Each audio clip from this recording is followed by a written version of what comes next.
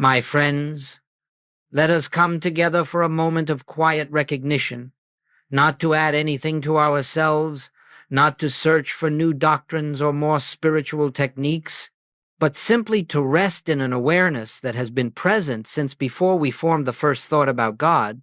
For centuries, humanity has sought the Christ in temples, in scriptures, in rituals, in systems of belief. We have traveled great distances in the hope that somewhere, someone could reveal to us a secret, unlock a mystery, or place into our hands a key that would open the gates of heaven. And yet, in all this long journeying, very few have paused to consider that the treasure they sought was never hidden, never distant, never withheld. The Christ is not something you discover in time. The Christ is what you have always been in truth. When Jesus spoke of the kingdom of God, he did not direct anyone outward. He did not say that the kingdom is found in a holy mountain, or in a book, or in a system of worship. He said, very simply, the kingdom of God is within you. If there is a message the world has forgotten, it is this one. If there is a truth that religion has complicated, embellished, and sometimes concealed beneath layers of doctrine, it is this one. The kingdom is within you. Christ is within you. The presence you seek is the very essence of your own being. It is only because we have been conditioned to look outside ourselves that this appears hidden. We have been taught to wait for God, to plead with God, to earn the favor of God, and in this long habit of looking outward, we have missed the central truth that the divine life is already embodied as our life, that the divine consciousness is already the substance of our consciousness. I do not ask you to accept this as a belief.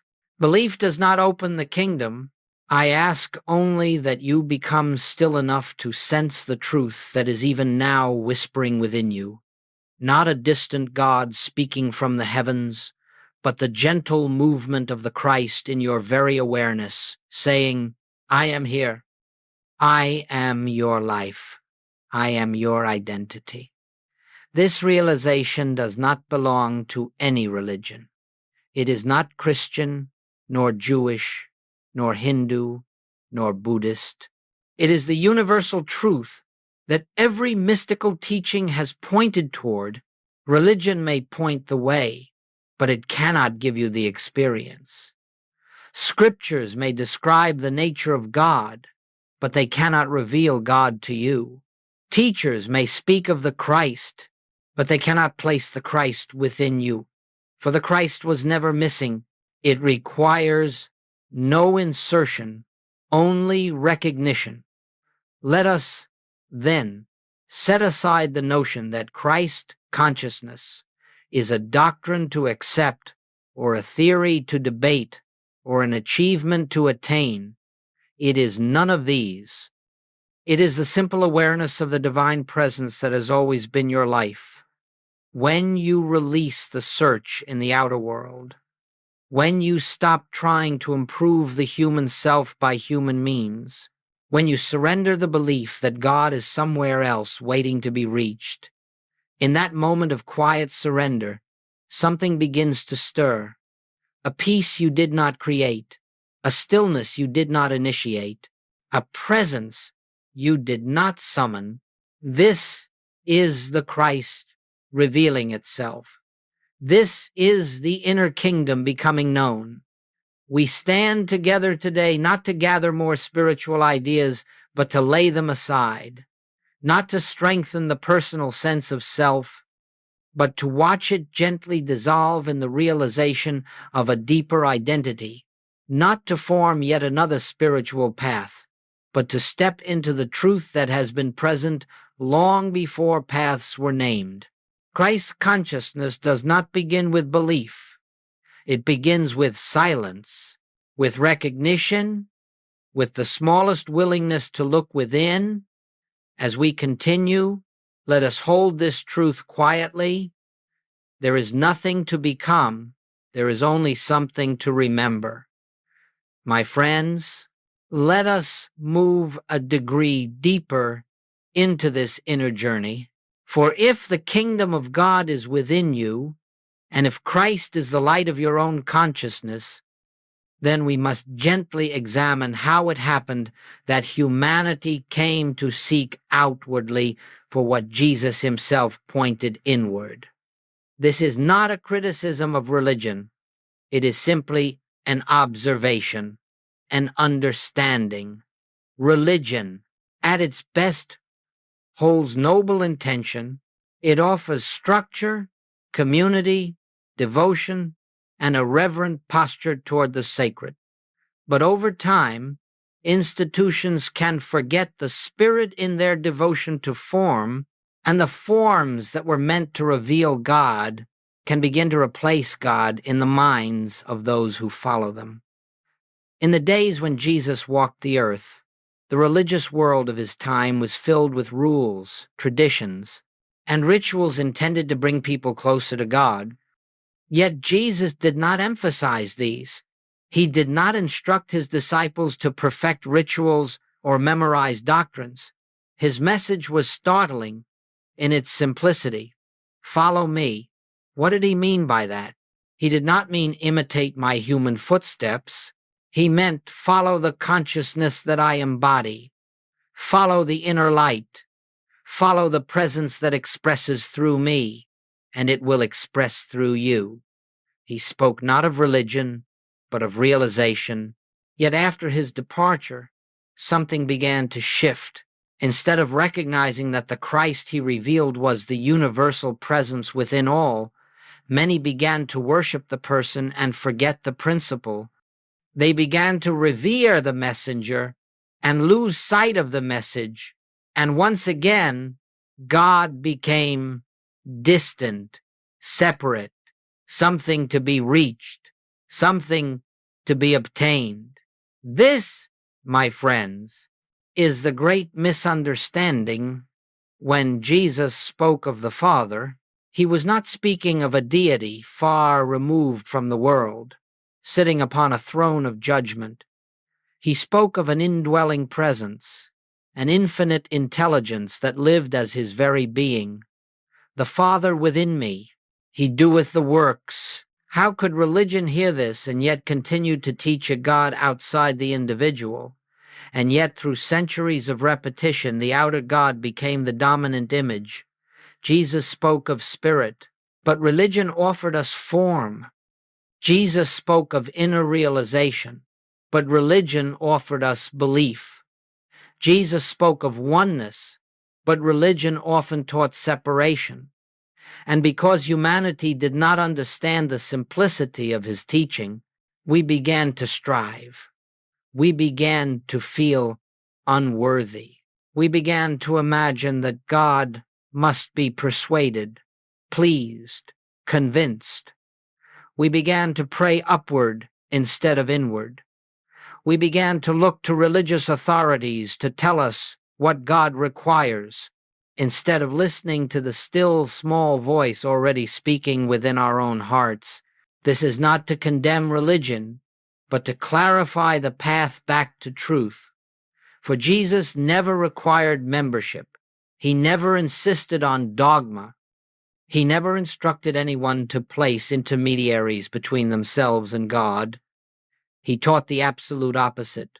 Call no man on earth your father, for one is your Father. Neither shall they say, Lo here, or Lo there, for the kingdom of God is within you. What could be more direct? What could be more freeing? Goldsmith reminded us again and again, whenever an outer authority claims the power to grant you access to God, you may be sure the truth has been obscured. No church, no teacher, no scripture, not even Jesus himself can bring God to you. They can only reveal what is already present. They can point, but they cannot give, because the divine cannot be given. It can only be recognized. The misunderstanding was never malicious. It was only human. We looked outward because we forgot how to look inward. We sought security in forms because we did not trust the invisible.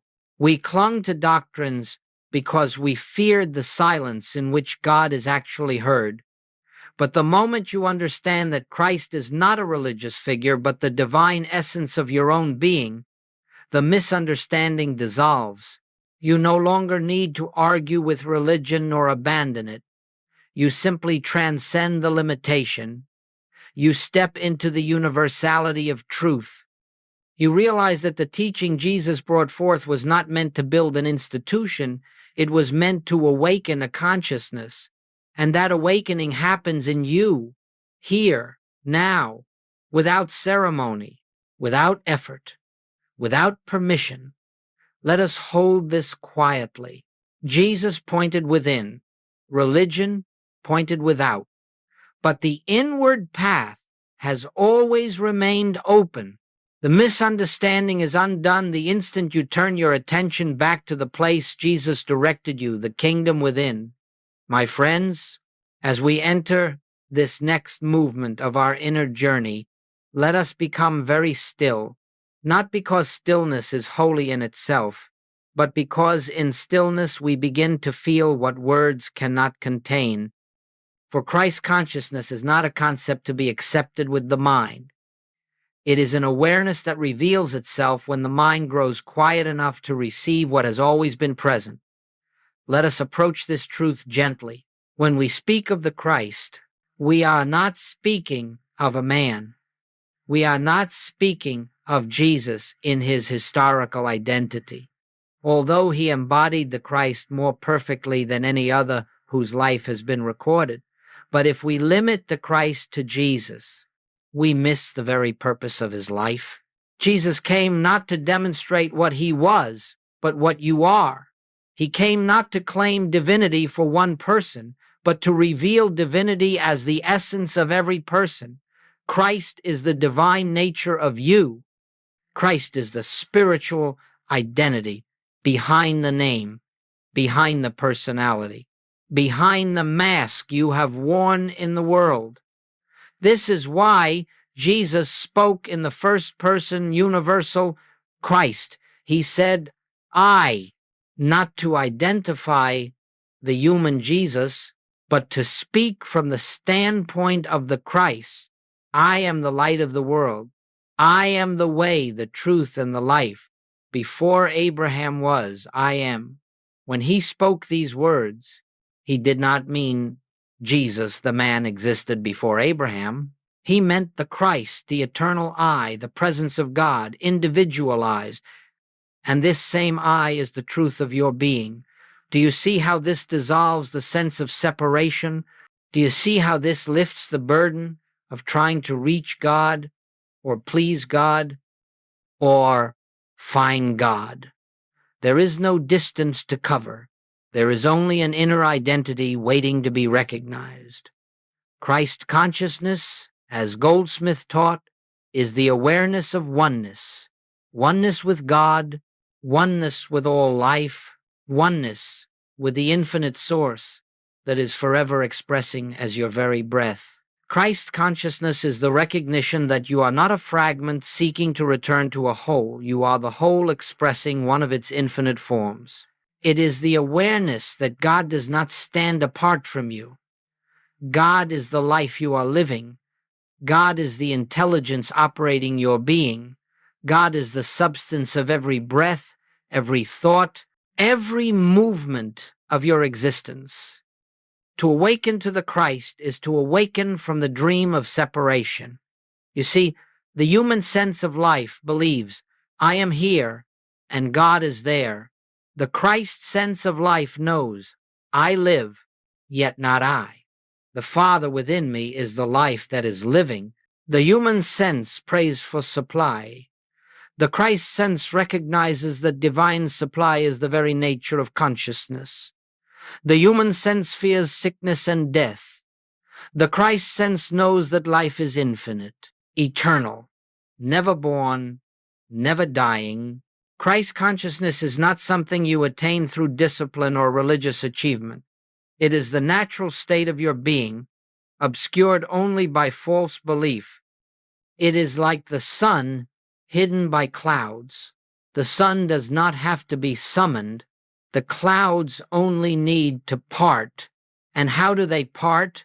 Not by effort, not by struggle, but by recognition.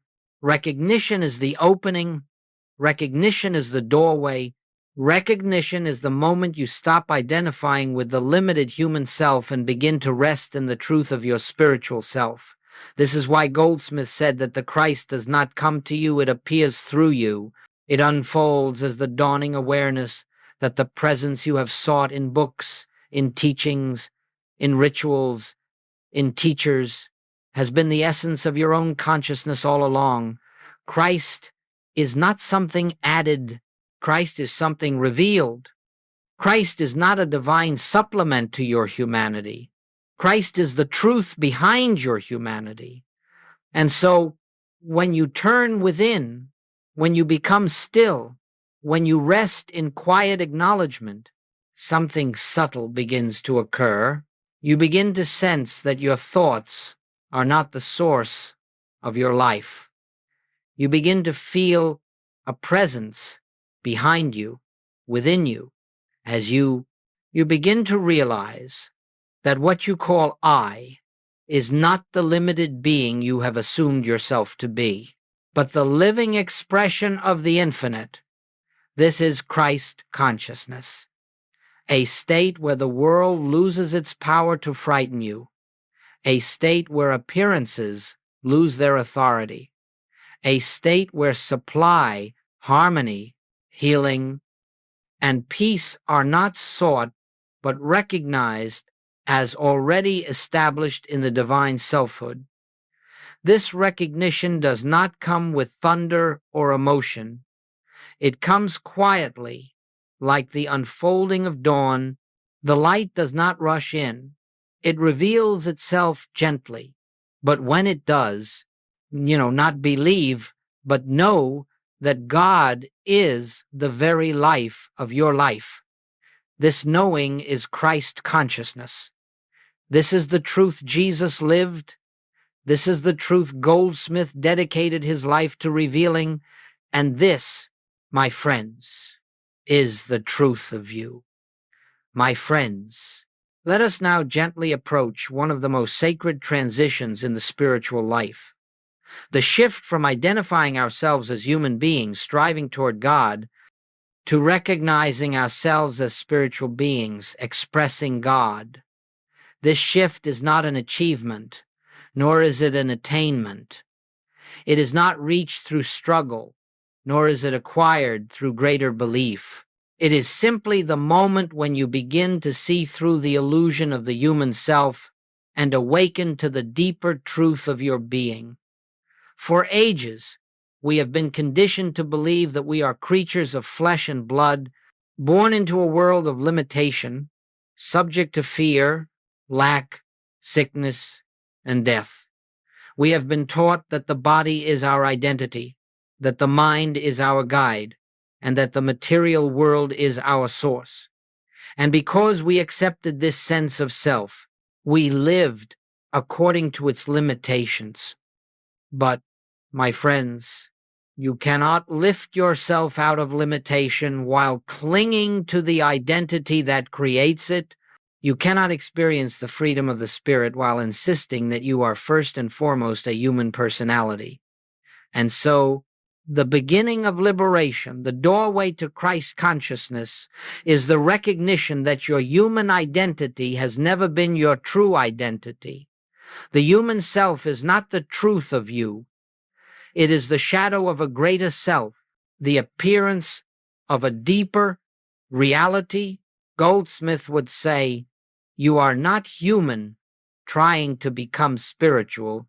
You are spirit appearing as human. There is a profound difference in this understanding. When you believe you are human, striving upward toward God, you will always feel unworthy, incomplete, and separate. You will pray to God as if God is elsewhere. You will try to fix your challenges as though life is happening to you rather than through you.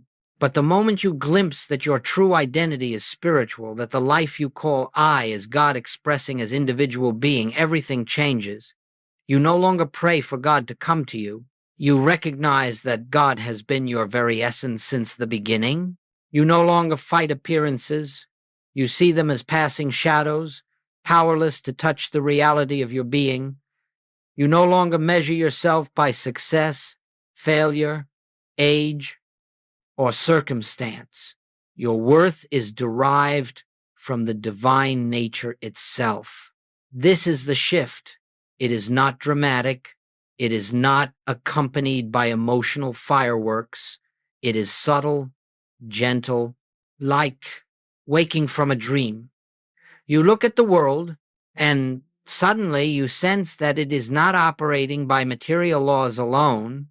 You look at your body, and you begin to realize it is not the source of your life, but the instrument through which life is expressing. You look at your thoughts and feelings, and you understand they are not the self, but movements passing through the self. And above all, you begin to feel a new center, a place of stillness, peace, and assurance that does not come from human effort, a presence that you cannot define, yet you know as intimately as your own existence. This presence is the Christ of you. This center is the true identity. This quiet awareness is your spiritual self. But you may ask, how do we make this shift? How do we move from the human sense of life to the spiritual sense? The answer is not complicated. In fact, it is your striving that obscures the way. You shift into spiritual identity the moment you stop trying to be spiritual, the moment you rest, the moment you acknowledge, the moment you recognize that what you have been seeking is already the core of your being. It is not your task to perfect the human self. The human self cannot be perfected. The human self is the dream, and no dream can be made real. Your task is only to recognize what has always been true, that behind the dream stands the reality of your spiritual self, untouched, unaltered, eternal. This is why Goldsmith insisted that we release the attempt to improve our humanity. The human state is not the truth of us, and the more we try to refine it, the more we bind ourselves to it. The spiritual identity requires no improvement. It requires recognition. Once this recognition begins, the whole nature of life changes. You stop fighting appearances and begin resting in presence. You stop striving to get and begin realizing the fullness that already is. You stop fearing the world and begin seeing through its illusions. The shift from human identity to spiritual identity is not a destination. It is a remembrance. And each moment of remembrance deepens the realization that I and the Father are one is not a poetic phrase. It is the truth of your being. Rest in this. Let it unfold. Let it reveal itself gently. For your spiritual identity has never been missing. It has only awaited your recognition, my friends. Now that we have opened the inner door to the truth of our spiritual identity, let us quietly approach the heart of the infinite way, the actual practice by which this truth becomes living experience. Not a technique, not a ritual, not a method to manipulate God or the universe, but the simple act of recognition. Recognition is the key, for you will never bring God into your life through effort. You will never reach God through striving. You will never summon the Christ presence through repetition of sacred words. You do not need to. The presence is already here. And so the practice is not the attempt to create something, but the realization of what already is. It is the shift from seeking to acknowledging, from trying to attain to resting in what has been true since before the foundation of the world. This is why Goldsmith said, "Do not try to reach God. Acknowledge God already present."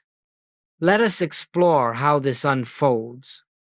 Begin by becoming still, not forcing stillness, not battling thoughts, simply pausing long enough to notice the quiet undercurrent beneath all movement. In this soft stillness, withdraw your concern from the outer world for a moment. Do not try to solve. Do not try to fix. Do not try to change. The world of appearances will continue its movements, but you do not need to follow it right now. Turn inward, not to find something, but to become aware of the presence that has been here all along. A presence that does not shout, does not push, does not demand. A presence that reveals itself only when you stop trying to force spiritual experience and instead allow yourself to be carried by the invisible life that is living you. In this silence, just a moment of it, let the simple truth arise within your consciousness. I and the Father are one. Do not try to believe it. Do not try to repeat it with conviction. Do not try to make it true. It is true without your effort. Your role is only to recognize in the smallest, gentlest way that there is a presence within you that is not dependent on the body, not shaped by thoughts, not altered by circumstances. This presence is your life. This presence is the Christ of you.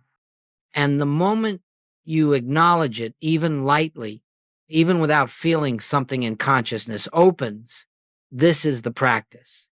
Sit quietly, acknowledge the presence, rest in the awareness that God is here, where you are, as the life you are living. Do not attempt to make the mind empty. The mind does what the mind does. It produces thoughts, images, concerns. Let it. You are not the mind. You are the awareness behind the mind, the silent witness in which thoughts come and go like clouds drifting across a sky that is never disturbed. Each time you become aware of this silent witness, this spaciousness, this stillness, you are recognizing the Christ.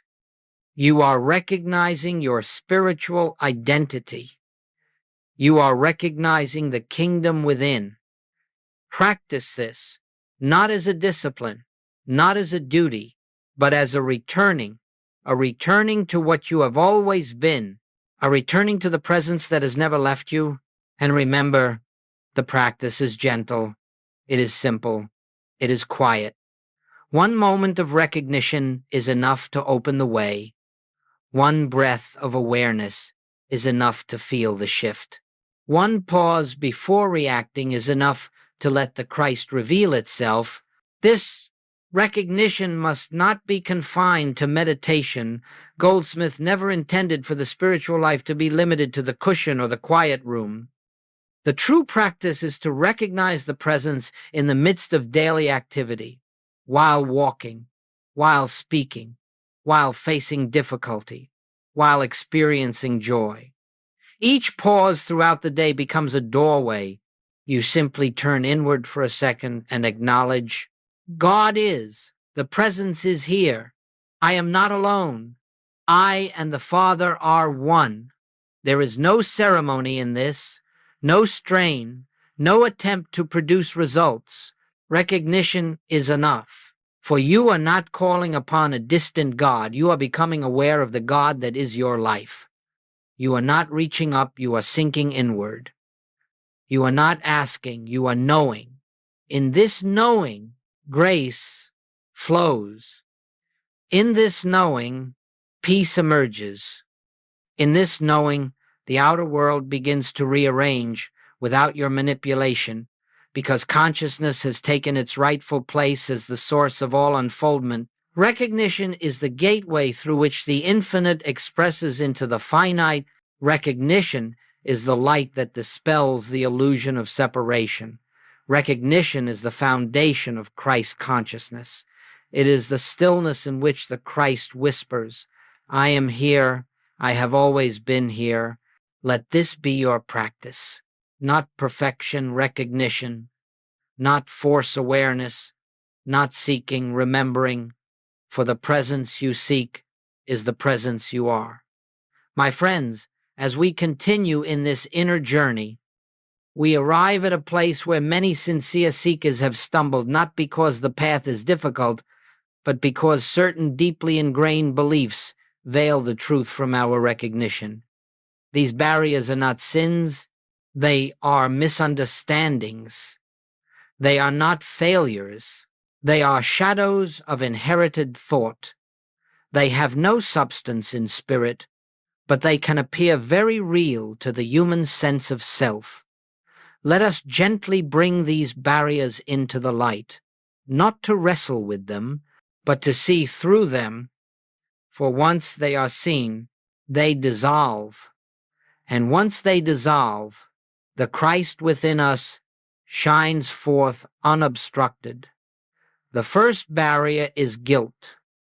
Guilt is the belief that we have offended God, that we stand separate, that our mistakes, our past, our human frailties somehow create distance from the divine presence. But my friends, guilt exists only in the mind of man. There is no guilt in God. There is no condemnation in spirit. There is no judgment in the Christ. God does not withhold itself because of your past. God does not withdraw its presence because of error. God does not diminish its love because of human imperfection. It is only the human mind that imagines such things. The spiritual truth is this: your mistakes do not define you. Your spirit does. And the spirit of you is untouched, unaltered, unbroken, unchanged. The Christ within you has never sinned, never fallen, never wandered. It remains whole, pure, radiant, and it is this Christ that is your identity. Guilt dissolves in the presence of this realization, not through effort, not through penance, not through trying to be better, but through the simple acknowledgement that spirit has never accused you, and therefore you are free. The second barrier is unworthiness. This is the belief that spiritual awakening is reserved for the advanced, the holy, the disciplined, the chosen. So many have said, this truth may be for others, but not for me. I am not ready. I am not spiritual enough. I have not practiced long enough. But how can you be unworthy of your own identity? How can you be unready for the presence that already constitutes your being? How can you be less spiritual than the spirit that is expressing as you? Unworthiness is the greatest illusion, because it assumes that spiritual truth is something external that must be earned. But the Christ is not a prize. It is not an attainment. It is not granted by achievement. It is the nature of your very existence. It takes no worthiness to be what you already are. It takes only recognition. The Christ in you is not waiting for you to qualify. It is waiting for you to stop disqualifying yourself. And the third barrier, perhaps the most subtle, the most deeply ingrained, is religious conditioning.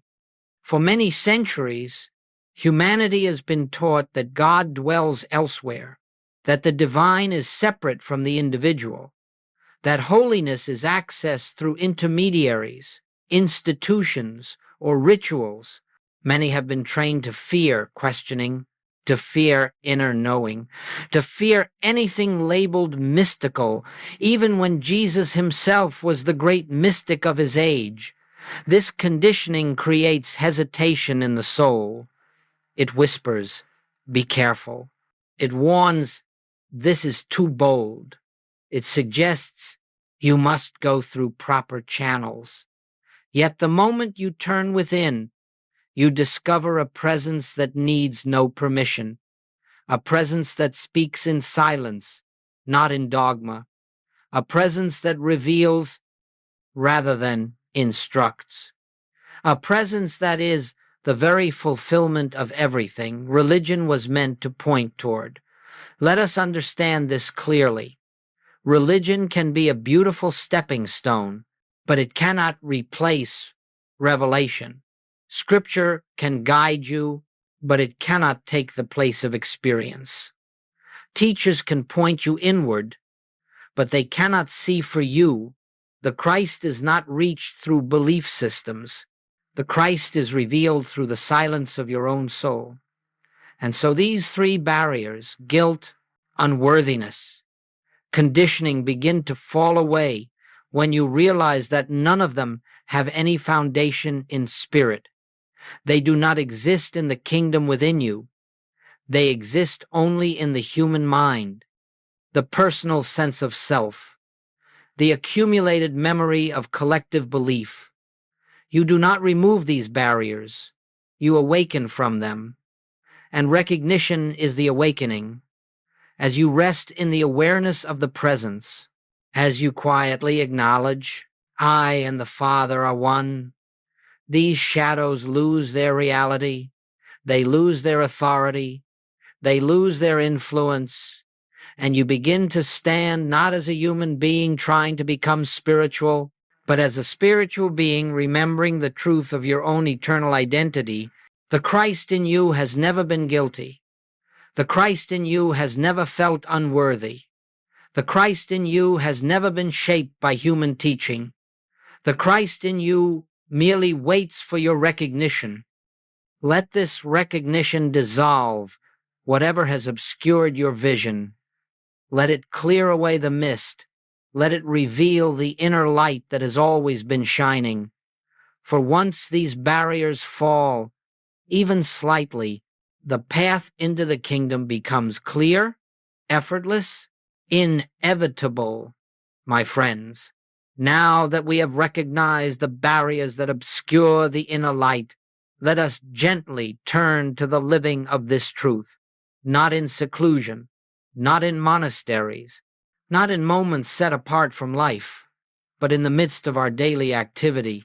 For the spiritual life is not lived apart from the world, it is lived through the world. Christ's consciousness does not draw us away from life. It illumines life. The presence we discover in meditation is not meant to be left in the silence. It is meant to be carried into every encounter, every circumstance, every breath of ordinary existence. Joel Goldsmith always insisted that truth must be practiced not as effort, but as remembrance, not as discipline, but as awareness, not as something we add, but as something we allow. And so let us explore how this inner awareness can become the living center of our daily life. The first practice is the pause before reaction. In the human sense of self, we meet life with immediate responses: fear, judgment, worry, planning, resistance. But when you have tasted the inner presence, even faintly, you begin to recognize that you do not need to be governed by these automatic impulses. When a challenge appears, a bill, a conflict, a symptom, a disappointment, do not react instantly. Do not rush into human planning or mental struggle. Simply pause, even for one breath, and turn inward. In that pause, quietly acknowledge the truth. God is here. The presence is the only power. I and the Father are one. This single moment opens the door for grace to act before the human mind interferes. You see, the world teaches us to meet appearances with effort, but Christ consciousness meets appearances with recognition.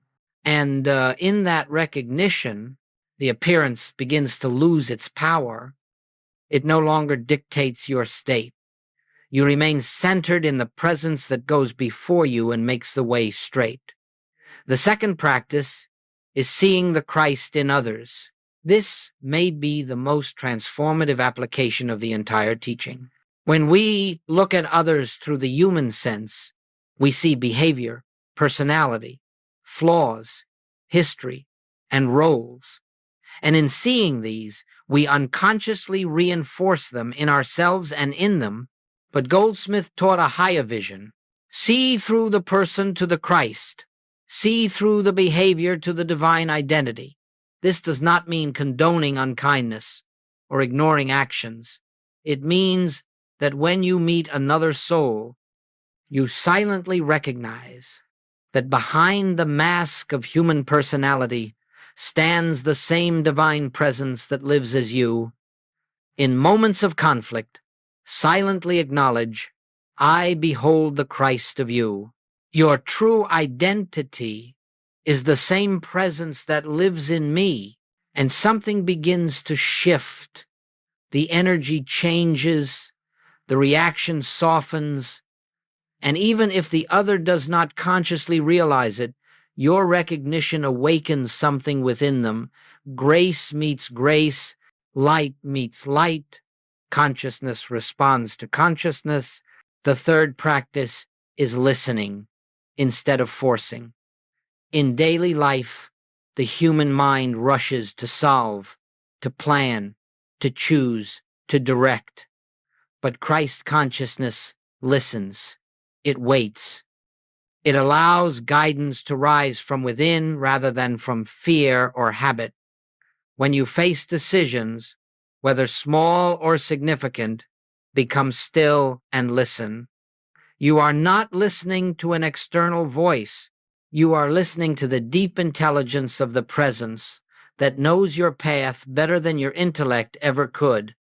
In this listening, you discover that life becomes simpler, choices become clear. You take the next step not out of anxiety, but out of inner assurance. And you begin to realize that you are not living your life alone. Life is living itself through you. The fourth practice is resting in the truth of supply. In human sense, supply is something to chase, to earn, to secure. But in Christ consciousness, supply is not external. It is a function of spiritual identity. It flows from the recognition that consciousness is the source of all good. When lack appears, do not fight it. Do not fear it. Pause, turn inward, and acknowledge the infinite supply of spirit is the substance of my being.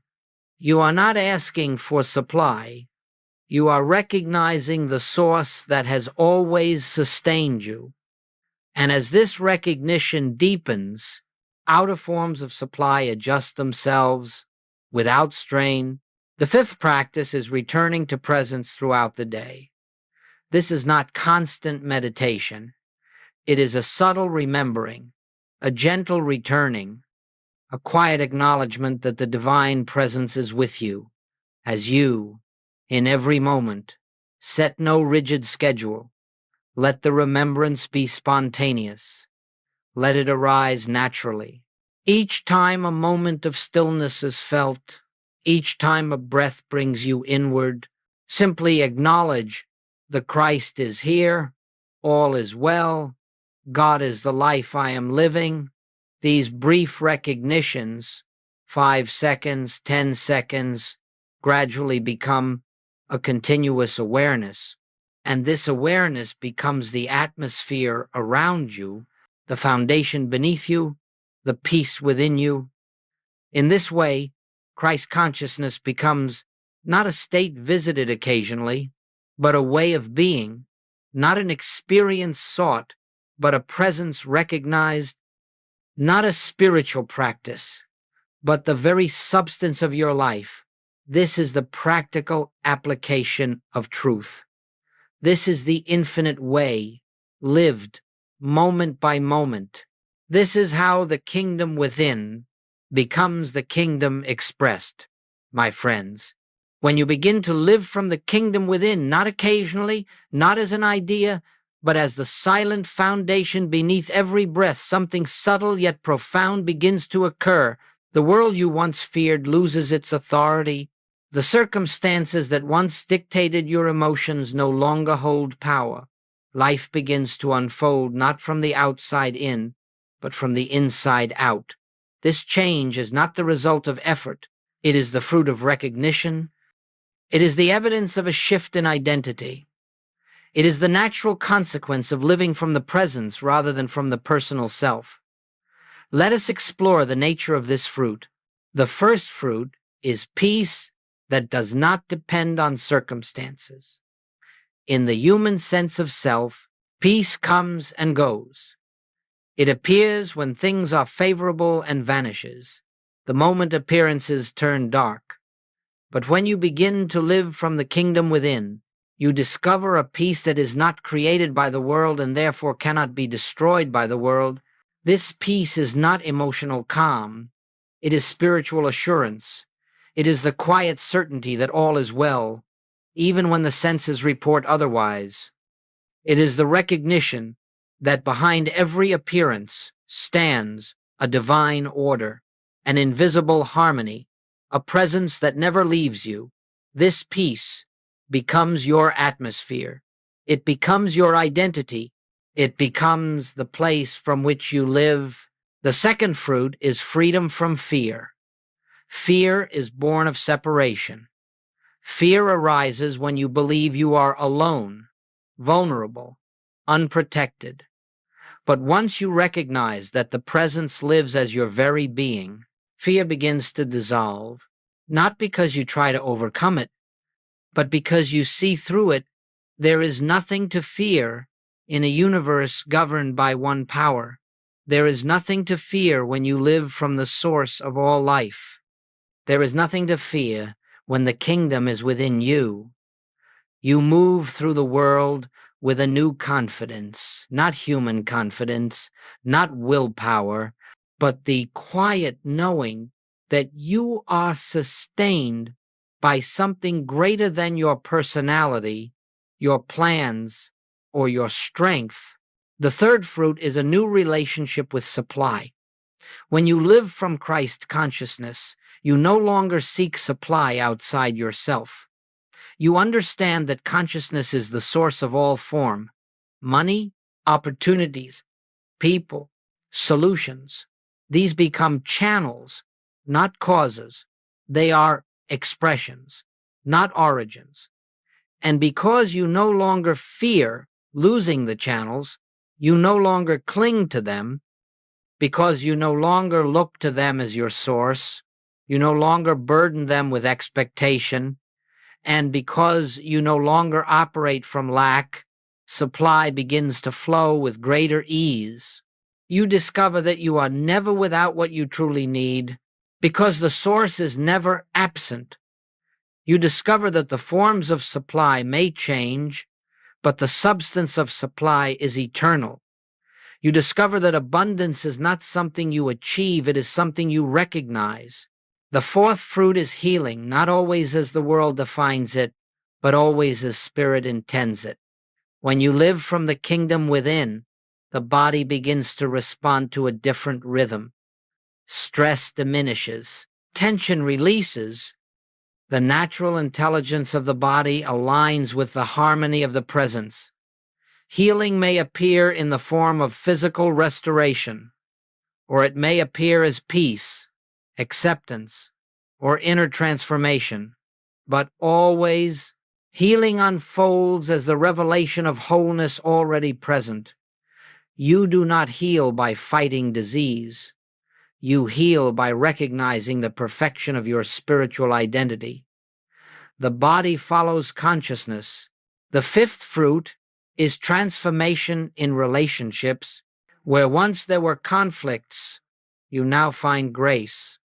Where once there were misunderstandings, you now find clarity. Where once there were demands, you now find compassion. Not because you have changed others, but because you have changed the place from which you see them. You now meet others from the Christ within you, and this recognition calls forth the Christ within them. You become a presence of peace in every room you enter. You become a light in situations that once triggered reaction. You become a witness to the divine identity hidden beneath the human appearance. The sixth fruit is a sense of inner guidance. You no longer force decisions. You no longer rush to choose. You no longer wrench solutions out of fear. Instead, you listen, and the guidance comes sometimes as a quiet intuition, sometimes as a shift in feeling, sometimes as the simple sense of the next right step. The more you trust this inner direction, the more clearly it speaks. You begin to live not by human will, but by divine unfoldment. Life becomes orchestrated from within. Paths open without strain. Opportunities arise without forcing. Situations resolve without manipulation. This is the fruit of recognition. And finally, the seventh fruit, the greatest of them all, is a new sense of self. You no longer see yourself as a limited, struggling, fearful human identity trying to reach God. You recognize yourself as the very expression of the divine presence. Quietly, silently, humbly, I live, yet not I. The Christ lives me. And from this recognition arises a life of grace, a life of inner freedom, a life of deep, unshakable fulfillment, not because the outer world changed first, but because you changed your center, not because you achieved spirituality, but because you recognized spirit, not because God came to you, but because you came home to God within you. This is the life that begins when you live from the kingdom. This is the life that unfolds through Christ's consciousness. This is the life that cannot be touched by the fluctuations of the world. My beloved friends, as we come quietly to the close of this time together, let us remember that nothing spoken here becomes real through memory alone. Truth becomes living only through recognition. Revelation becomes experience only through practice. Christ consciousness becomes life only through the gentle, daily turning within. There is no final attainment. There is no moment in which you can say, I have achieved. For the spiritual life is not a mountain to climb. It is an unfolding, a deepening, a continual homecoming to the presence already here. Each day, in small, unhurried moments, return to the inner kingdom. Not as obligation, not as duty, but as remembrance. Take a breath and quietly acknowledge, God is here. The presence is my life. I and the Father are one. Let this acknowledgement become the invisible thread running through your day. Let it guide you as a silent companion. Let it dissolve fear before fear rises. Let it soften your reactions before you react. Let it lift your burdens before you carry them. There is no need to strive. There is no need to improve the human self. There is only the need to recognize what has always been true. The kingdom is within you. The Christ is your identity. The presence is your companion. If tomorrow brings challenges, do not meet them alone. Pause even for a single breath and turn inward. If you find yourself anxious, do not condemn yourself. Simply remember, you have forgotten the presence. Return. Let the remembrance be your healing. Let the recognition be your strength. If you find yourself reacting, remember, reaction is the human sense of self. Recognition is the spiritual sense. Pause, turn, acknowledge the truth, and watch as the Christ consciousness displaces the human impulse. In this way, the spiritual life becomes natural, not something you add to your day, something that permeates your day, not something you strive to maintain, something you quietly remember. You will discover that the more you return to the inner kingdom, the more the outer world aligns without your manipulation. The more you acknowledge the presence, the more harmony appears without effort. The more you rest in your spiritual identity, the more life unfolds according to divine order rather than personal struggle. This is grace. This is the fruit of living from within. This is the infinite way. And so, let us end as we began, in silence. For in silence, the Christ speaks. In silence, the presence reveals. In silence, we discover that the journey we thought we were undertaking is already complete. The kingdom has never been far. It is closer than breath, closer than thought, closer than the sense of I. And every time you turn within, you return home. Let this awareness accompany you now. Let it sustain you. Let it live you. And may the quiet recognition of the presence be the light before your path, the peace within your heart, and the truth that guides you in every moment. Blessings, my friends. Rest in the kingdom. Live from the kingdom. Recognize the kingdom, for it is here, it is now, it is you